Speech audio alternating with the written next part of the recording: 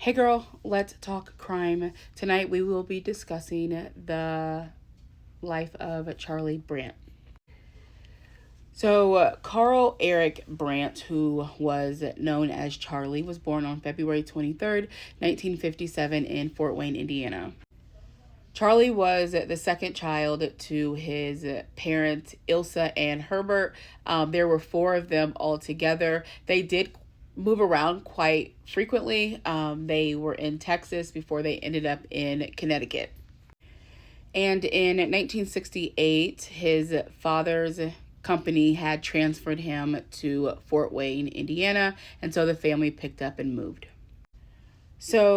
Charlie was thought to be like a good kid, but it was hard for him to adjust. He and his older sister, Angela, moved to a bunch of different high schools just with them moving a lot, and it was just really hard for him to adjust, and it was also said that he was very shy.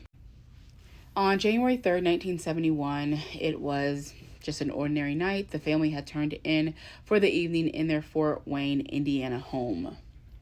So on this particular night, they had just recently purchased a color TV, and so they were all sitting around the TV watching some like FBI show. At some point, his mother, who was 8 months pregnant at the time, Ilsa, had gone to run herself a bath, and then her father, Herbert, was in the bathroom shaving. And his sister, Angela, who was, I believe, 15 at the time, she had gone to her room and began reading a book, something that she did every night before bed. Charlie enters the bathroom where his parents are and begins to shoot at point blank range. Angela, who is in her room, hears what she assumes is firecrackers, and then hears her father say, "Charlie, stop. Charlie, don't. What are you doing?" And then all she said that she heard her mother say was, "Angela, call 911." His mother was shot multiple times. She and her unborn child did die. However, the father did survive. Right after he had shot his parents, he had gone into the bedroom where his sister Angela was, and she, at that point, was already out of the bed trying to see what was going on when Charlie had walked in with a gun. She said that she didn't know that he had a gun until he had pointed it at her and pulled the trigger, and nothing happened.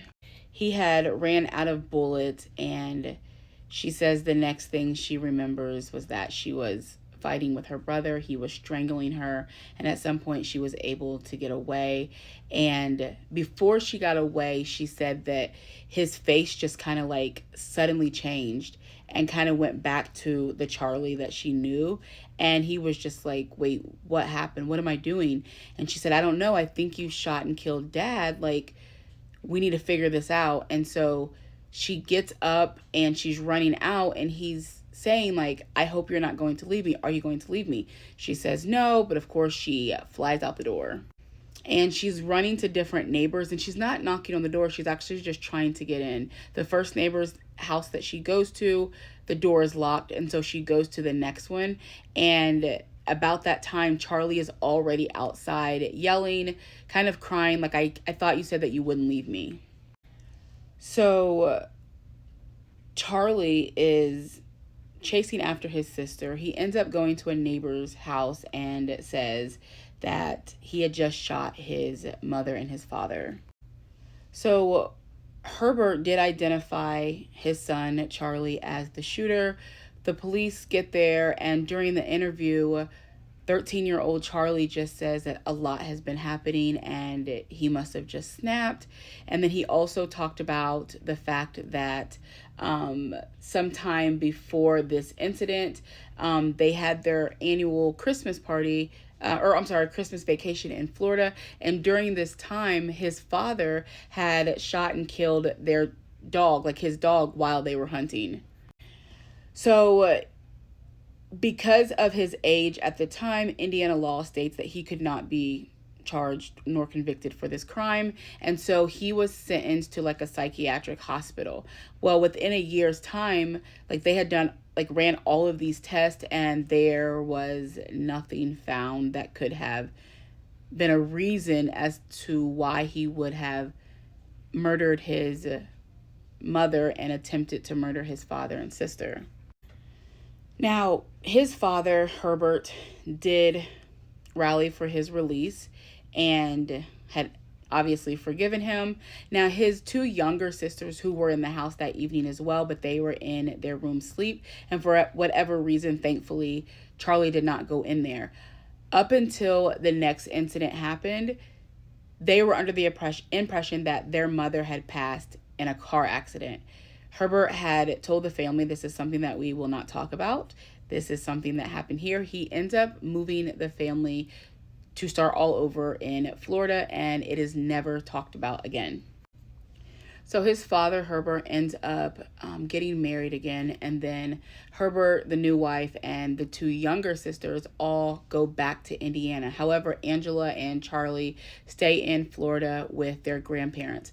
Charlie ends up getting a degree in electronics, and then in 1986, he marries his girlfriend, a woman by the name of Terry. Well, her name is Teresa, but they call her Terry. So one of the articles stated that Angela had told her brother, like, you should probably tell your wife about what happened to our mother.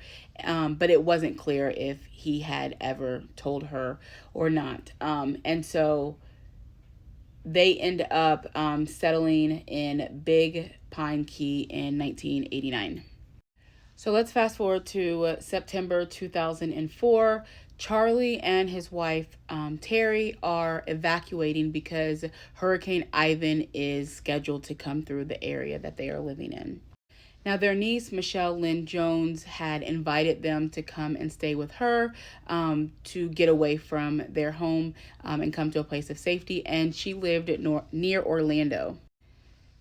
Michelle and her mother, Mary, were extremely close, so even throughout the time that Terry and Charlie were at her home, she kept in constant contact with her mother, speaking almost every day.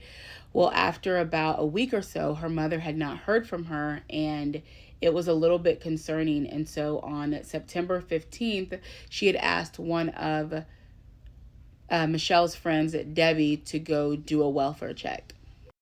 So the friend gets to the house and the front door is locked, and so she's kind of going around the house. She gets to the garage, which is all glass, and she can see straight through, and that is where she finds the body of Charlie Brandt. He is hanging from the rafters by bed sheets, and he is deceased.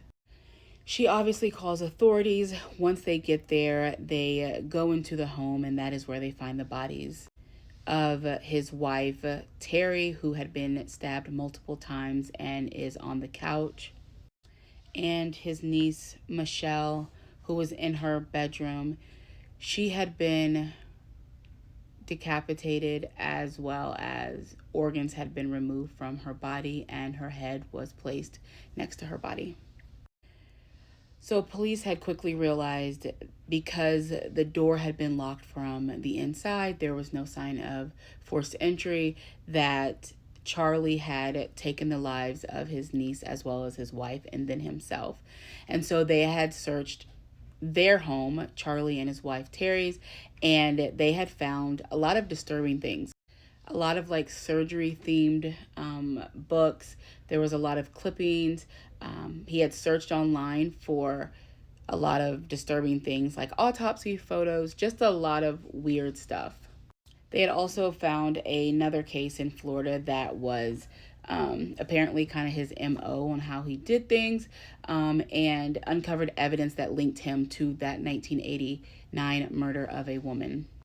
There were 3 other cases involving a 20-year-old, a 38-year-old, and a 12-year-old that they did not have enough evidence to conclusively link him, but believe that he is responsible for those murders as well.